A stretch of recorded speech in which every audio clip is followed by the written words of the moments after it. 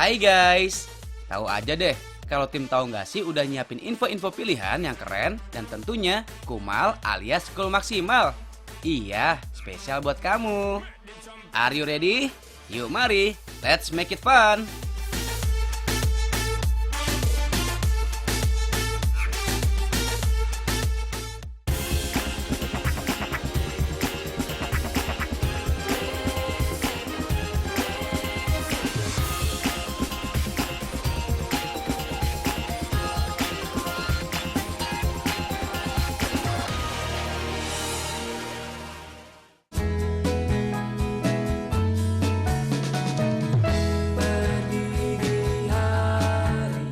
Diminum dong. Nggak mau.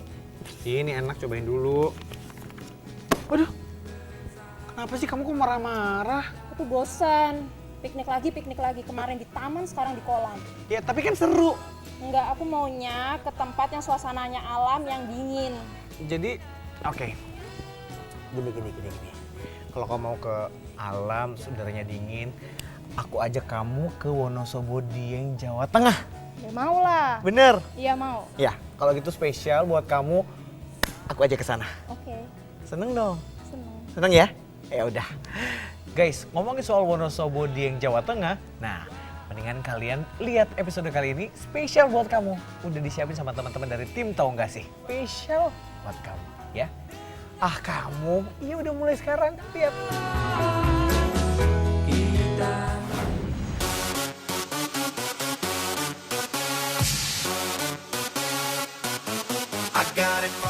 Guys, buat kalian yang ngaku bus mania, wajib pingit deh ngoleksi kerajinan bus dari kayu yang ada di Wonosobo, Jawa Tengah ini. Tuh lihat, keren banget kan? Siapa sangka guys, kalau bus-bus ini terbuat dari limbah kayu. Nah, daripada kepo, cus, kita cari tahu cara bikinnya yuk. Tahapan dalam membuat kerajinan miniatur bus kayu ini, yaitu dimulai dengan pemilihan kayu. Ada beberapa jenis kayu yang digunakan seperti kayu albasia, damar, dan suren. Jenis-jenis kayu ini memiliki tekstur lebih lunak guys, tapi tahan rayap. So, pembentukan rangkaian pola dasar jadi gampang dan kerajinan busnya tahan lama deh.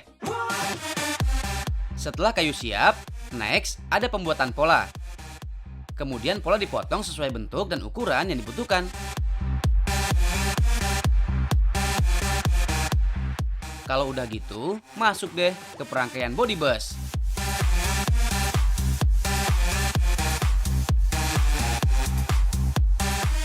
Rangkaian badan bus yang udah jadi didempul dan diberi cat dasar. Tujuannya sih sederhana guys. Pewarnaan dengan mesin kompresor menghasilkan tekstur cat yang lebih halus dan juga menyatu dengan kayu dibandingkan dengan kuas biasa. Selanjutnya, bus harus divoksi ya. Di sini nih, mengecek kondisi bus setengah jadi. Harus dipastikan tidak ada serat kayu yang terlihat, jadi semua bagian kayunya mulus. Bodi bus kemudian dilaminating. Terakhir, pemberian interior bus mulai dari kursi penumpang, lampu, spion, stiker, dan tulisan agar nampak seperti bus sungguhan. Kece deh. Lampunya bisa hidup loh guys. Om, telolet om.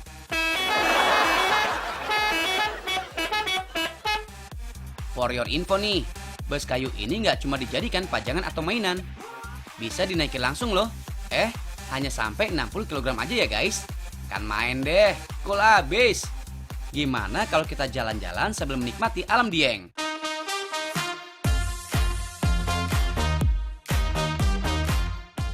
Hah, kamu?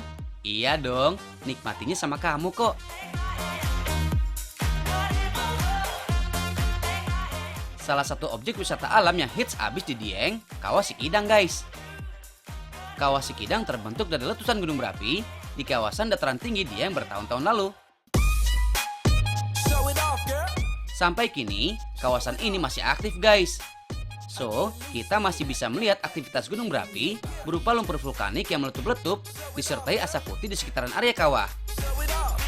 BTW nih guys, Kawah Sikidang juga terkenal dengan fenomena kolam kawahnya yang bisa berpindah. Ya, meski kita nggak tahu pasti waktunya kapan ya. Oh iya guys, posisi Kawah Sikidang berada di tanah datar. So, pengunjung bisa leluasa melihat lumpur panas yang dipagari bambu. Ada aktivitas seru yang sayang bingit buat dilewatin. Tuh, nyobain telur rebus langsung dari air kawah. What? Kok bisa sih guys? Ini, jadi panas air kawah yang dihasilkan perut bumi ini dimanfaatkan warga Dieng sebagai tempat merebus telur. Terus, banyak wisatawan yang penasaran nyobain juga tuh. Sama kayak kawah pada umumnya, kawah Sekidang juga tinggi banget kandungan sulfur atau belerang. Makanya disaranin buat pengunjung menggunakan masker mulut. Tuh guys, tanah di sekitar kawah pun ikut memutih karena kandungan sulfurnya yang tinggi. Wow, magic! Kalian gak cuma bisa foto-foto cantik di sekitar kawah dengan kuda. Cobain tuh, menguji adrenalin dengan naik flying fox. Sampai mencoba serunya bermain motor trail dan mobil off-road. Berwisata di Kawah Sekidang, kalian benar-benar diberi pengalaman yang luar biasa. Pastinya gak akan terlupakan, apalagi sama kamu perginya. Guys, ngomong-ngomong Dieng nih, kalian tahu gak sih apa nama pepaya khas Dieng? Kamu tahu buah pepaya? Buah pepaya tahu. Suka? Suka. Sehat loh itu, Sehat, bagus. Nah ini, iya. kamu tahu Dieng? Dieng tahu. Di mana sih Dieng? Wonosobo. Wonosobo, Jawa Tengah ya? Iya. Ini ada pepaya khas Dieng. Apa sih namanya? Pepaya. Oh, gini, berarti pepaya Wonosobo itu adanya namanya pepaya gimbal. Gimbal. Pepaya gimbal. Gimbal kayak apa? Kayak gini ya gimbal. Goyang dulu dong.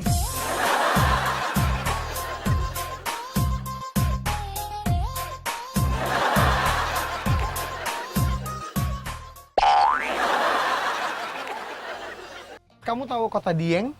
Tahu? Tahu di mana sih Dieng? Dieng di Wonosobo. Wonosobo, Jawa Tengah ya. Nah, Iya. ini ada pepaya khasnya Dieng. Tahu nggak sih namanya apa? Namanya Karika. Jawabannya benar.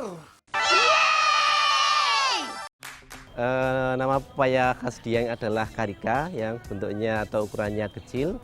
Nama latinnya adalah Vasconcelia cundinamacensis atau sinonimnya adalah Carica pubescens. Tanaman ini hidup pada ketinggian 1.500 sampai 3.000 meter di atas permukaan laut.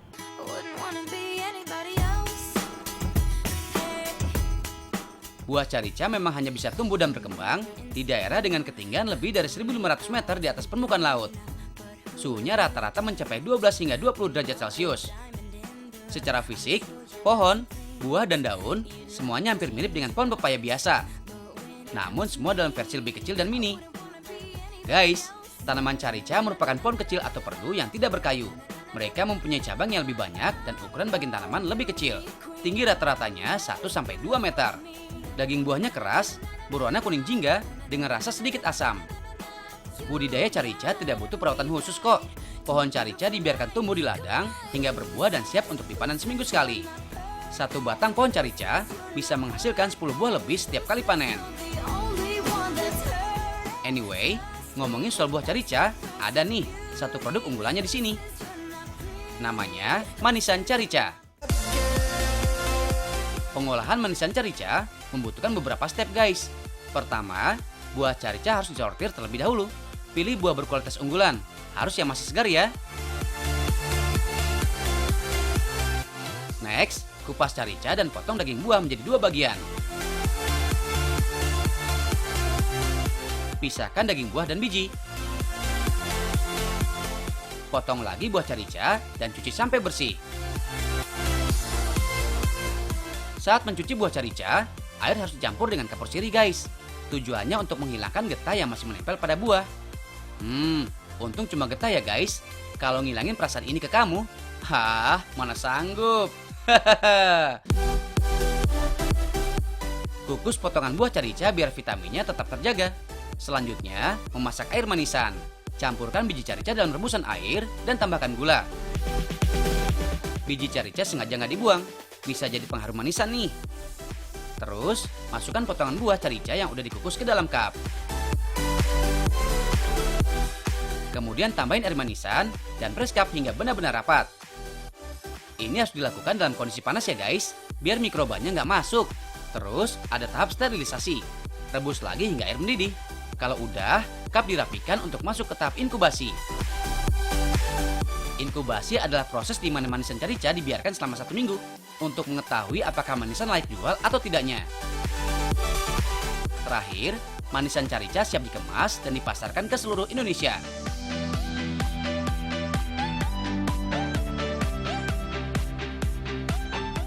Udah enak, manis lagi. Manisan Carica juga punya segudang manfaat guys. Seperti antioksidan, anti kanker, dan kaya akan vitamin C. Ih, ini sih cocok bingit dinikmati saat berdua dengan kamu. Aku jadi rindu.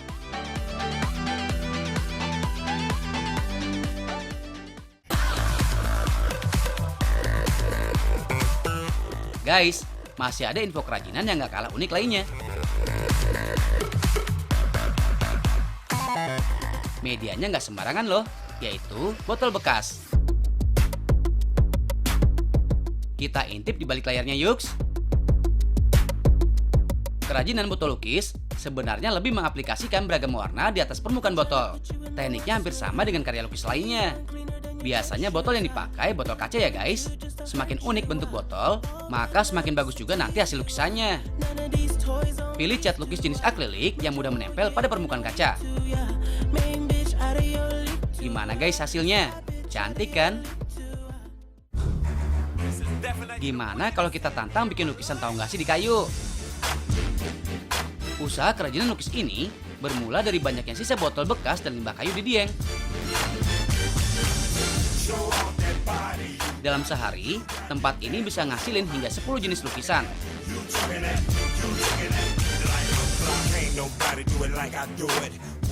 Wow, keren bingit ya hasilnya.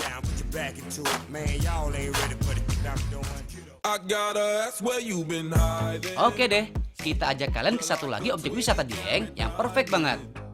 This is it guys, Telaga Warna. Danau ini dinamai Telaga Warna bukan tanpa sebab guys. Telaga ini memiliki warna air yang berubah-ubah. Fenomena warna danau terjadi karena kandungan sulfur yang cukup banyak. Nah, saat terpapar sinar matahari, air bakal berubah warna tuh. For your info nih, Telaga Warna juga merupakan telaga terluas yang ada di dataran tinggi Indonesia loh. Buat kalian yang pengen sensasi berbeda, silahkan naik ke atas bukit Telaga Warna. Pemandangannya kece maksimal tuh. Perpaduan air telaga yang tenang dengan alam Dieng super kece. Benar-benar sajian yang sayang dilewatkan. Ngomong-ngomong tentang wisata air nih guys, jadi inget peribahasa, air diminum rasa duri, nasi dimakan rasa sekam. Tahu nggak maksudnya apa? Ini ada peribahasa bunyi seperti ini.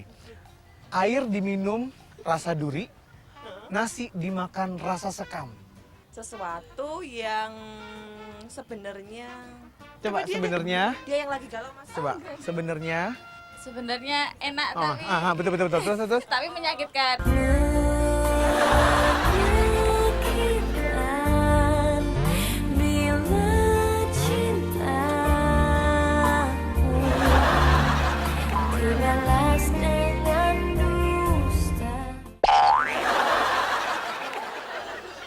Ada peribahasa bunyi seperti ini, Vin. Minum air rasa duri, makan nasi rasa sekam. Tahu nggak sih artinya apa? Serba salah nggak sih? Serba salah. Terus? Serba salah. Kamu bilang serba salah. Kalau sama aku pasti kamu nggak akan serba salah deh. Semua serba salah. Sudah lupakan segala cerita. Itu adalah seseorang yang sedang ditimpa masalah, orang yang sedang bersedih, lalu dia melakukan semua hal itu jadi tidak enak. Ini seperti halnya orang makan dan minum, mestinya aktivitas itu menyenangkan, tetapi menjadi tidak enak karena sedang punya masalah tadi. Seputih cinta ini ingin ku lukiskan di dasar hatiku. Rasa stres yang berlebih emang nggak baik ya. Cara terbaik untuk bisa mengontrol diri saat terkena masalah, ya harus mencari jalan keluarnya guys. Cerita dengan orang terdekat juga bisa dipilih untuk membuat hati semakin tenang. Intinya sih, jangan nyiksa diri guys. Bukalah mata hati.